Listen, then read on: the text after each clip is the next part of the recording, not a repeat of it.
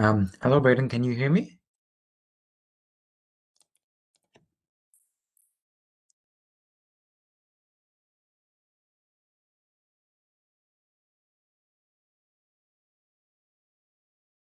Yes. Okay. Perfect. I'm just gonna wait for one more minute to see if we have anybody else that's joining, and then I'll just get started.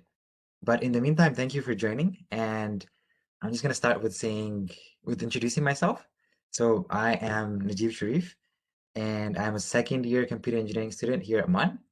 And yeah, I guess that's it about me. And what year are you in? Feel free to type in the chat what year you're in and what field you're in.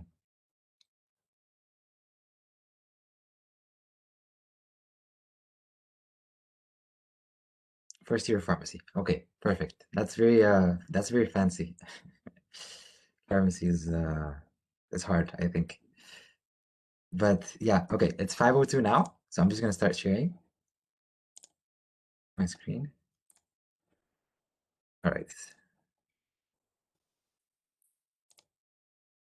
All right, so I hope you can see my screen, and I'm just gonna get started.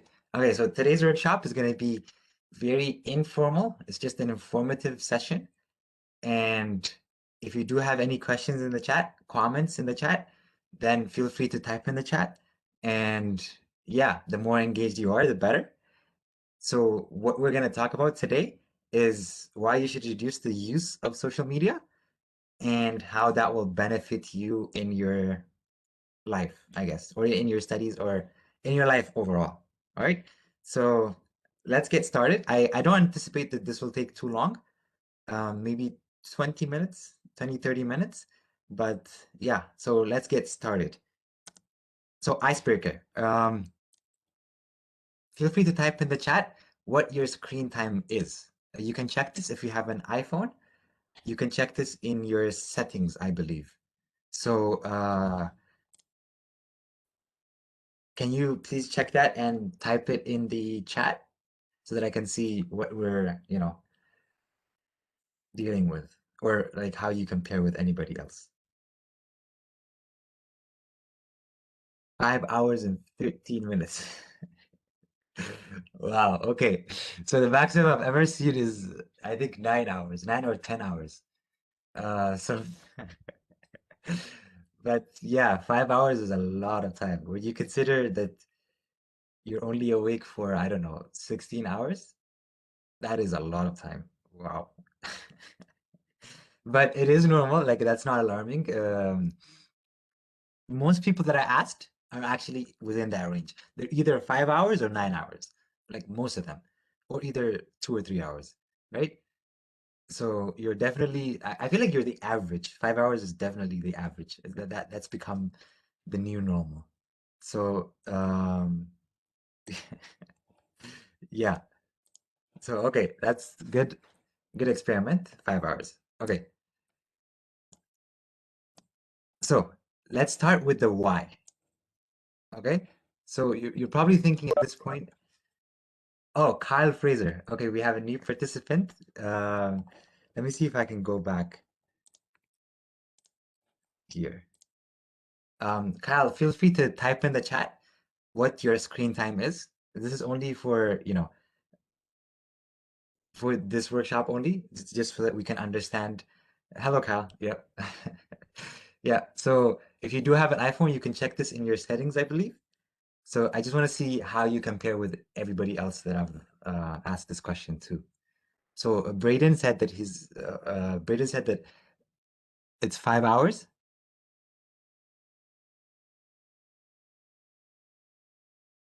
So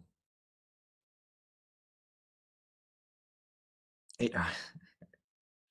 Yeah, yeah. So I was just telling Braden that the normal is 9 hours or 5 hours. So yeah, so I feel like the average is somewhere between 6 or 7 because most people that I ask, they always tell me either 9 or 5. So that's a lot of hours. But yeah, okay.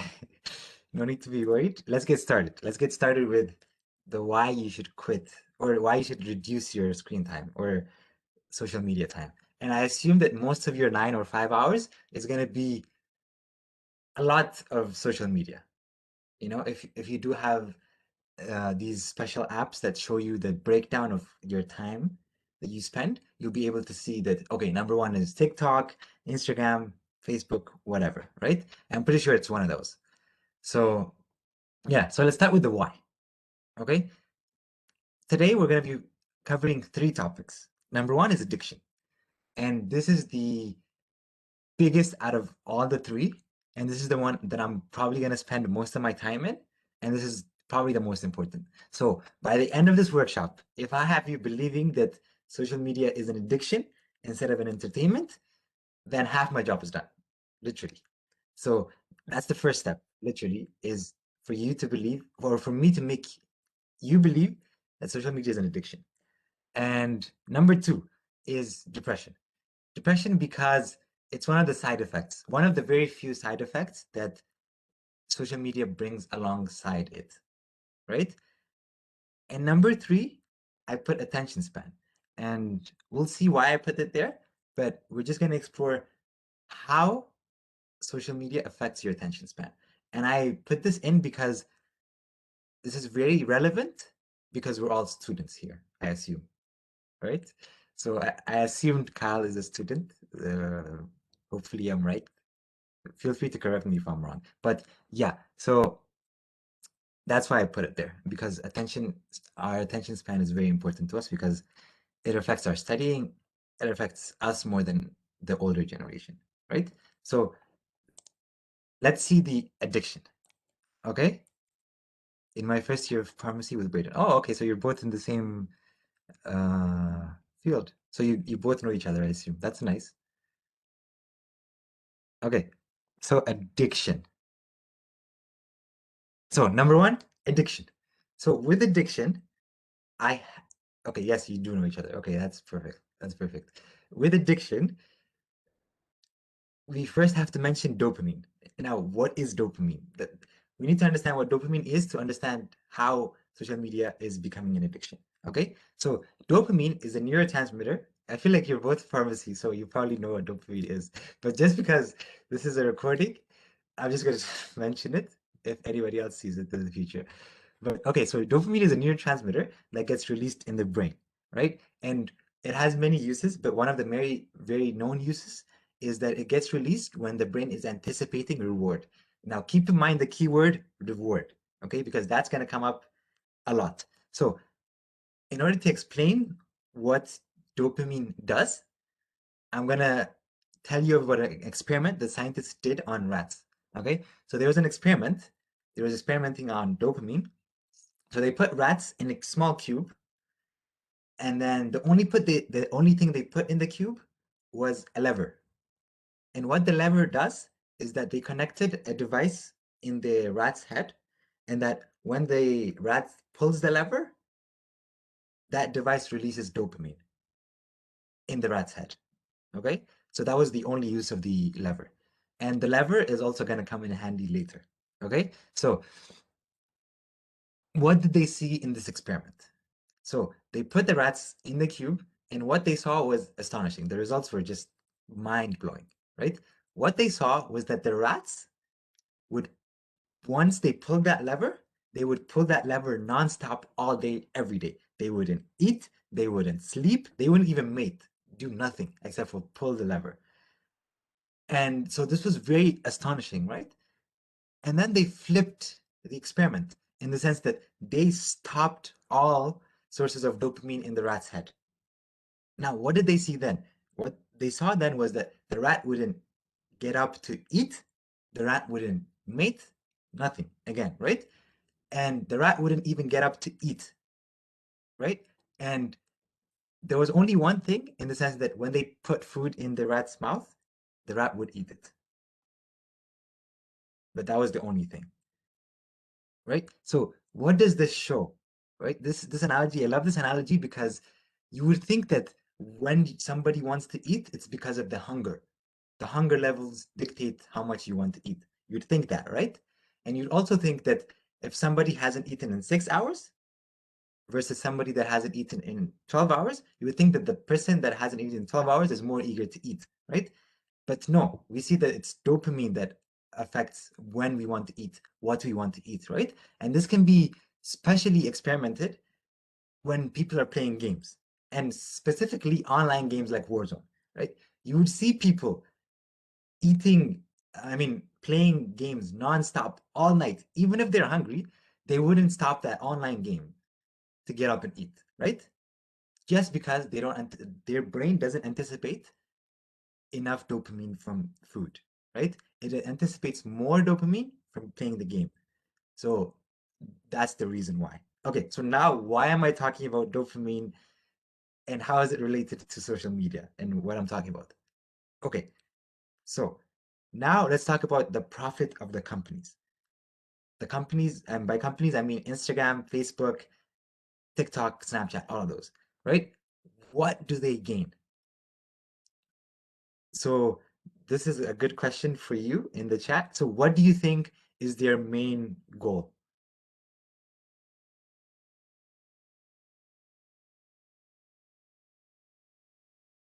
Data to keep you on the app. Yes. The way these companies work is the more time you spend on their app, the more ads they can show you. And the more ads they show you, the more money they get. And life is just a race of money, right? So their main goal is going to be to keep you on the app for as long as possible and to make you come back to their app. And every time you come back, they want you to stay longer and longer and longer, right? So what did these companies do? They have these attention engineers. And what they did is they took um, mechanisms from Las Vegas slot machines. And earlier I said that the rat analogy of, the lever is going to come back again, right?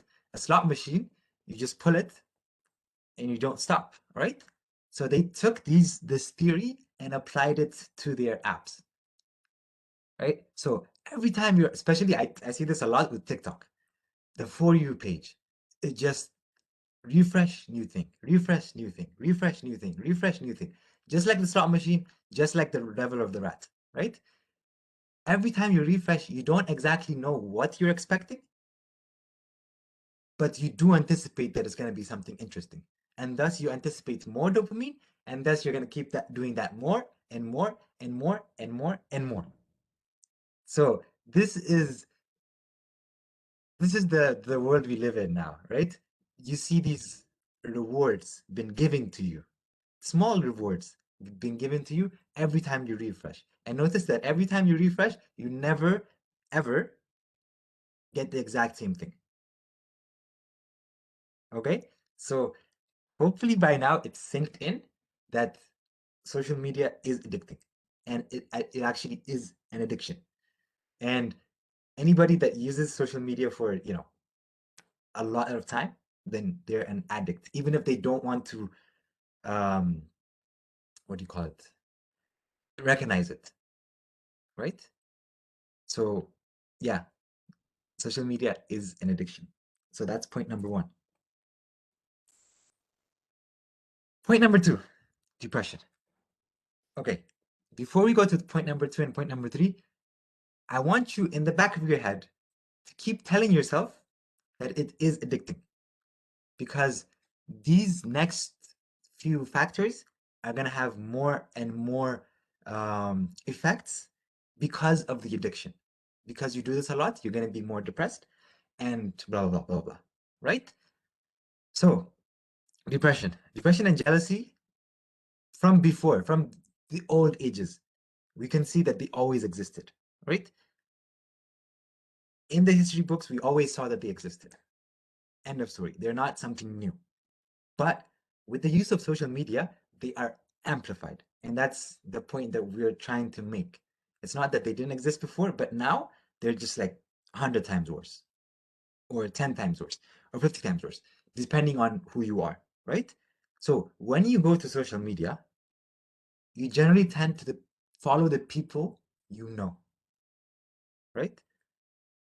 And what that does is it leads you to comparing their highlight reels to your behind the scenes. And now what does that mean, right? When you are on social media, you know this better than anybody else. You want to post something that's good about you, that says, oh, okay, I have this, I have that, I did this, I did that, right? You never want to post the behind the scenes of you struggling, of like these hard times, right? Rarely do you see a funeral, say, being posted in social media, or like very sad moments. Like people don't generally post that unless it's like a famous person dying. Of course, you see that then. But generally, a normal user like myself or you would definitely not post these bad things, all right? Or you definitely not post you cleaning the house or all that non-fun stuff, right? So what that does is, from your perspective, you see that your friends are enjoying life. And this is a trick that these attention engineers applied. Even though you know it, you still get tricked. Because even though you keep telling yourself, oh, okay, this person just did this once, or so say somebody eats out and they posted today, or they went on a beach and they posted today. Even though you know that they only do it like once every week, or once every month, or once a year even, right? You still think, oh man, I wish I did that. I wish I had that once time a year, right? Because you don't.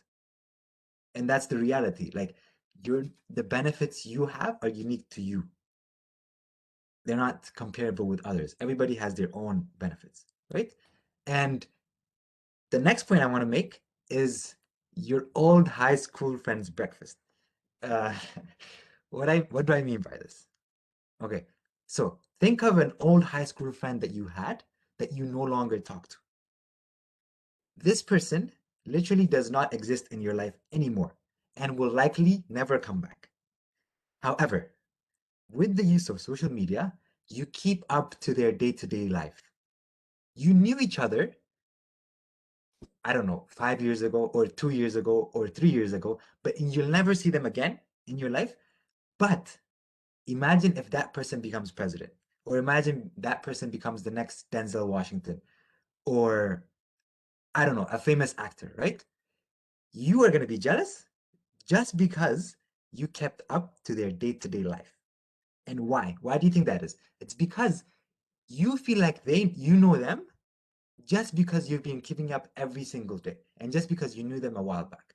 However, if it was the other way around, and if you didn't use social media, and if your old high school friend became the next Denzel Washington or a next big actor, then you would be like, oh, okay, I'm so happy for this person. Oh, like I haven't seen them in so long. I can't believe they did that. It's just excitement that you feel, right? But with the use of social media, you feel like you know them your whole life. But that's not the case, right? And again, you're comparing your life with other people's life that you don't even know anymore, that they don't even, you know, they don't even exist in your life anymore. And so, yeah, this has become the new normal. Every time I suggest to people you should quit or you should reduce the use of social media, they always tell me, "Oh, I feel like I'm gonna be left out." But left out of what is my question, right? You feel like you're gonna be left out from these people that you knew in high school that you're never gonna talk to, right? The people that you are close with, you're gonna be close with them, regardless of social media. If the only reason why you're close to somebody is because of social media, then that connection is not real. Just know that. Because if you don't make the effort to go out and see somebody in person, like I know it's bad example now because of COVID, but if you don't go out and see somebody in person, then they're not your actual real friend. But also, social media is not the only or mechanism for us to connect with people. You have so many of these apps like WhatsApp or Telegram or even Messenger for that. They allow us to communicate with other people. And so if you're close with somebody, you don't necessarily have to be on social media. to exist, is basically the point of depression. Okay, number 3, this is the attention span. And also, one last point in number 2, depression, is the fact that you're addicted makes you go back to the app more and more and more, and thus you're going to be even more and more and more depressed because you're going to be comparing your life with your friends more and more, right? You're going to gain more followers, you're going to follow more people. It's just a mess. Right? And number 3, attention span. Now, this is the more interesting. This is more interesting, right? So earlier I said that the way the reward system works, right? Every time you refresh, your brain gets a reward because you see something new. And the more you use that app, the faster you're going to refresh, right? And what that does to your brain is your brain now anticipates these rewards to be sent on a regular basis. Okay? So that's why you see when you go away from social media and you're trying to study, you don't get that reward like that, right? You would have to study for 5, 6, or even 8 hours before getting a good grade for your final, which is the reward, right? And also getting a good grade on the final is a reward one time. It's not like you can refresh your grade you see every time and feel better every time. No, you get your grade once, that's it, right? And so this new reward system, your brain now gets rerouted to believe that this is how rewards come. And so basic things in your life become boring just because you don't anticipate the reward to come very fast.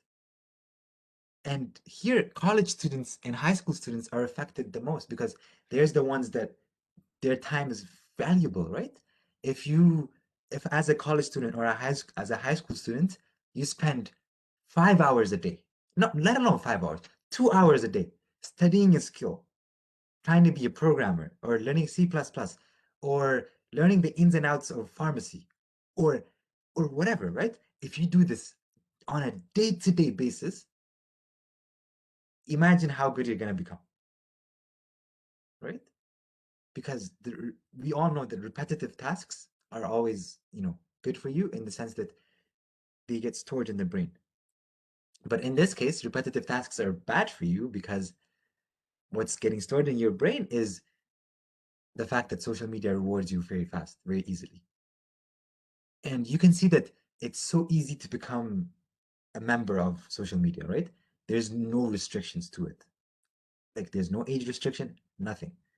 Anybody at the age that has a smartphone can go and register for a social media account, which is why it's very, very dangerous because, the next generation is going to be affected the most. That's what I believe, right? Their attention span is just going to be gone. And so, yeah, your time is valuable as a college student and as a high school student. Your time is very valuable. And then lastly, boredom. I cannot emphasize this enough. Boredom is really, really good for you. Why? Why is boredom good for you? Because you're okay. So let's think this, right? You're at a coffee shop and you're waiting on a line. What do you do? Do you choose to get bored, or do you instead open your phone and refresh? Right? Anytime you're bored, you open your phone and refresh. And boredom is good for you because it's related to you being creative, right? You find that if you're bored, you tend to become more creative than if you're less bored, right? And they did an experiment with this in the sense that they put people in a room and they gave them, I don't know what it was, a knife or something. They gave them something in the room and they told them, oh yeah, no, no. They gave them a button that would shock them. Similar to the rats, they gave them a button that would shock them, right? So every time they click the button, it would like electric shock them, right? People, what they found was people would click that electric shock rather than being bored, just because of how we're triggered now, right? You'll never allow yourself to be bored. And that is problematic because when you're bored is when you get your most creative ideas, right? And that's why they tell you, if you're stuck on a problem, distract yourself, do something else. Just do something else, right? Just be with your thoughts and then it will come to you, right? But when you're on your phone, then you're cutting that route, right? You're not allowing that idea to come back to you. And yeah, so you can see why that is problematic. Now, how are you ever gonna quit social media? It's number one, you accept the addiction. That's why I said this is half the work. This is half my work today is for you to accept that this is actually an addiction and this is actually a problem. And number two is to experiment for 1 week with what's called as a dopamine detox. Or if you've never heard that term before, a dopamine fast. Basically, you're going to cut off all sources of dopamine for 1 week and see what happens. Now, instead of doing a full dopamine detox, it might be hard. And at this point, I feel like you might even have withdrawal symptoms because I had withdrawal symptoms as well. For me, it took me how many years to quit? A year and a half, actually 2 years to quit social media from the time I knew it until now. And I'm still not fully out of it just because social media, I'm tied with social media, right? And so, yeah, the next step would be to experiment for 1 week and say, okay, class, no more social media. I'm going to delete or temporarily delete Instagram, Snapchat, and Facebook from my phone and see what happens. Ideally, do this in your final week if you can, because then you'll be distracted with studies and all that. So just do that if you can during the final week, if you don't think that you can do it now. Otherwise, if you feel like you can do it now, go ahead, do it. Then you'll find something very interesting. You'll see life on the other side. When you do that, you'll see how peaceful life is, how much more free time you have, and you'll see that the opportunities are endless. And so, yeah, that's the how. The other side. What does the other side consist of? Hopefully, this will give you motivation on, quitting, I guess. So, or quitting or reducing. So, what do you do? What happens on the other side of quitting social media? You get a superpower, you become unique. And what do I mean by that? Imagine, I mean, yes, you are in pharmacy, so you don't need to imagine you're in pharmacy, but you are in pharmacy, right? And it's likely that everybody else in your degree is addicted to social media. Their screen time is likely about 5 hours, or at least 3 hours, almost guaranteed, right? Imagine you had a 2 hour time to spare every single day. Imagine you spend that doing whatever it is you like. You gain a superpower that nobody else has. And especially in this day and age when everybody else is addicted, this is very powerful. Number two is you start to use the tools correctly. Now, don't misunderstand me in the sense that I'm saying, oh, okay, class, all social media is good for you. I'm anti-social media. I'm anti this. I'm anti that. No. I do see that there are good sides to it, to social media. It does connect you to people. Um, Things like Facebook Marketplace allow you to sell and buy products. Um, if you're looking for a place to rent, you can go to Facebook Marketplace again. It has a few uses, a few. They can be named by hand almost, right? The goal of this presentation is not to make you say, oh, okay, I'm anti-social media. No. But it's for you to realize that the uses of social media are very little and that the bad effects of social media outweigh the good by a lot, a lot. And then there's no way for you to stay and use social media in a good way while you're still addicted because you're going to fall into their trap. These attention engineers, the way they engineered Instagram Snapchat, Facebook, they made it in a way that it's very hard to quit, right? So it's not like, one day you're on social media, the next day you're out. And if you do decide to experiment on the 1 week, then you'll see how hard it is to quit. Okay? And so, yeah, once you do your experiment, you'll realize, oh, okay, there's good things to it, bad sides to it, and then hopefully you'll quit. Like for me, I don't see any use in TikTok at all. Instagram, same. Snapchat, same. Like I don't see nothing. Facebook, yes, because like I said, we use Facebook Marketplace for this and that, for this and that, right?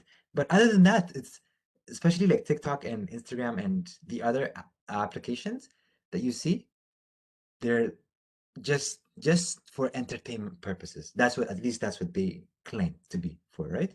But all they're doing is, okay, you share this and you look at other people's this and that and this and that, right?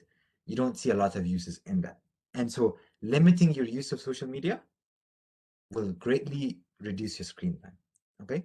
And lastly, it will allow you to excel at your field. And this is related to getting that superpower, being unique, in the sense that, okay, you're above everybody else. You now have something that nobody else has. And so, yeah, that's the other side. And that's the end of this workshop. So I hope you enjoyed the workshop. I don't know how I took 30 minutes exactly. And so, yeah, I would love to hear your feedback on the workshop. But other than that, that's it from me. I hope you enjoyed today. And if you do have any questions, I'll be staying around until I guess everybody leaves. But yeah, thank you so much for joining, and I hope you enjoyed the workshop. All right.